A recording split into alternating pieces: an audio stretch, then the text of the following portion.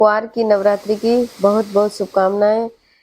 इस बार नवरात्रि 3 अक्टूबर गुरुवार से है, तो उसकी पूजा विधि और कलश स्थापना कैसे करते हैं उसके बारे में आइए थोड़ा जान लेते हैं। इस तरीके से अपनी कहानी और महत्व और सामग्री सुन लेते हैं तो अपनी स्थापना करना इजी हो जाता है। तो चलिए आइए आगे बढ़ते हैं और मेरे चैनल को लाइक कमेंट शेयर जरूर कीजिएगा। आपका बहुत बहुत धन्यवाद। माता रानी आप पर कृपा बरसाई रखना और हमेशा आप खुश रखना, सुखी रहना। धन्यवाद। आइए, नवरात्रि की पूजा विधि, कलश स्थापना का महत्व। नवरात्रि का पर्व हिंदू धर्म में अत्यधिक महत्व रखता है। यह त्योहार देवी दुर्गा के 9 रूपों की उपासना के रूप में मनाया जाता है। नवरात्रि के 9 दिनों में कलश स्थापना का विशेष महत्व है, क्योंकि कलश को शुभता, समृद्धि और सकारात्मक ऊर्जा का प्रतीक माना जाता है। कलश स्थापना से ही नवरात्रि की पूजा का आरंभ होती है और इसका विधिवत पालन करने से देवी दुर्गा की विशेष कृपा प्राप्त होती है। हम आपको कलश स्थापना की पूजा विधि और उसके महत्व के बारे में जानकारी देंगे। नवरात्रि की पूजा का महत्व। नवरात्रि में शक्ति की देवी की दुर्गा की उपासना की जाती है। यह पर्व आध्यात्मिक उन्नति और आत्मशुद्धि का प्रतीक है।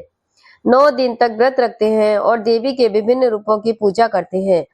कलश स्थापना से पूजा की शुरुआत होती है, जिसे घट स्थापना भी कहा जाता है। कलश को ब्रह्मांड का प्रतीक माना जाता है और इसके माध्यम से देवी को आमंत्रित किया जाता है। कलश स्थापना का महत्व। कलश का धार्मिक दृष्टि से बहुत गहरा महत्व है। यह समृद्धि, शक्ति और शुद्धि का प्रतीक है। कलश में जल भरा होता है, जिसे जीवन और ऊर्जा का स्रोत माना जाता है। इसमें नारियल, आम के पत्ते, सुपारी, दूब और सिक्के रखे जाते हैं, जो समृद्धि, देवी दुर्गा की कृपा का प्रतीक होते हैं। कलश को घर में रखने से सकारात्मक ऊर्जा का संचार होता है और नकारात्मक शक्तियों का नाश होता है। नवरात्रि के 9 दिन तक इस कलश की पूजा की जाती है और इसे देवी का स्वरूप माना जाता है। कलश स्थापना की पूजा विधि। पूजा स्थान। कलश स्थापना के लिए घर के किसी शुद्ध और पवित्र स्थान का चयन करें। यह स्थान पूर्व या उत्तर दिशा में होना चाहिए, क्योंकि इसे शुभ और सकारात्मक ऊर्जा का बोधक माना जाता है। उस स्थान की अच्छे से सफाई करें और चौकी पट्टा रखें। चौकी को गंगा जल से शुद्ध करें और उस पर लाल पीले रंग का कपड़ा बिछाएं। मिट्टी और जौ बोना। चौकी के एक कोने में थोड़ी शुद्ध मिट्टी रखें और उसमें जौ के बीज बोएं। यह जौ नवजीवन, उन्नति का प्रतीक है। नवरात्रि के 9 दिन तक जौ के बढ़ने से यह पता चलता है कि पूजा सफल रही या नहीं। कलश की तैयारी। एक तांबे या मिट्टी का कलश लें। इसमें गंगा जल, थोड़ा सा कच्चा दूध, थोड़ी चंदन पाउडर, साबुत सुपारी, सिक्के और दूब और घास डालें। कलश के मुख पर आम के पत्ते रखें। उसके ऊपर एक नारियल रखें। नारियल पर एक लाल कपड़ा या मौली बांधे या लाल चुंदरी बांधे। इस कलश को देवी का प्रतीक मानकर पूजा की जाती है। कलश स्थापना। इस कलश की चौकी के बीच में रखें और इसका मुख उत्तर दिशा की ओर होना चाहिए। कलश के पास दिया जलाएं और धूप अगरबत्ती का प्रयोग करें। देवी का चित्र मूर्ति कलश के पास रखें और उन पर पुष्प अर्पित करें। इसके बाद देवी दुर्गा का ध्यान करें और उनका आह्वान करें कि वे इस कलश में विराजमान हो और आपके घर में सुख समृद्धि प्रदान करें।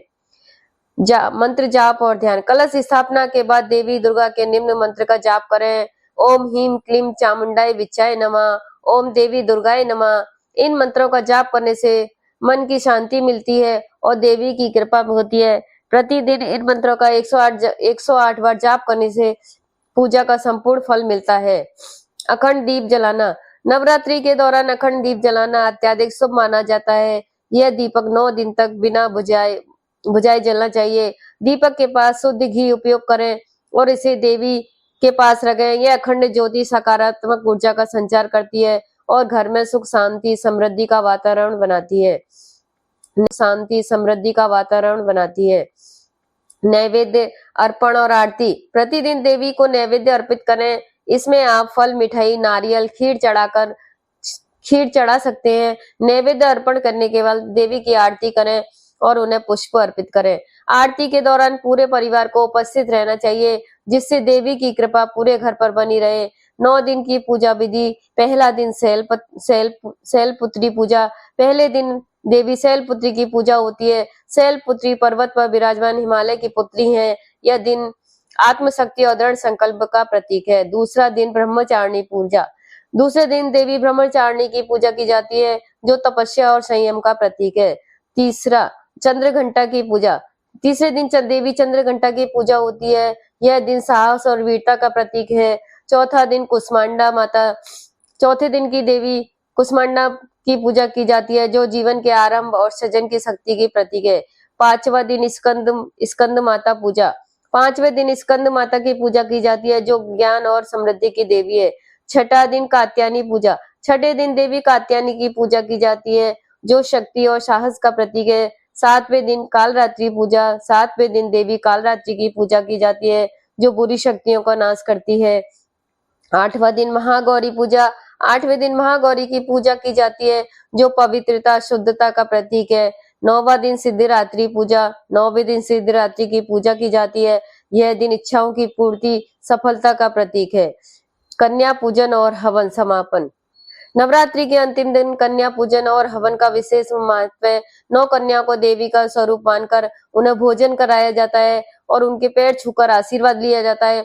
इसके बाद हवन कर देवी दुर्गा को धन्यवाद किया जाता है और उनके सुख समृद्धि की कामना की जाती है।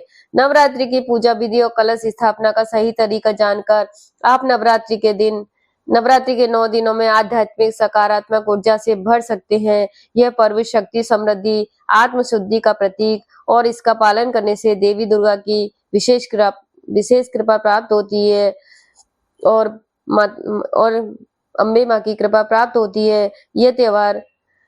ये नवरात्रि में गुजरात में बहुत धूमधाम से मनाया जाता है। यहाँ अम्बे माँ के गरबे भी खेले जाते हैं, इसलिए ये गुजरात में बहुत फेमस है। आप सब पर माता रानी की कृपा बनी रहे।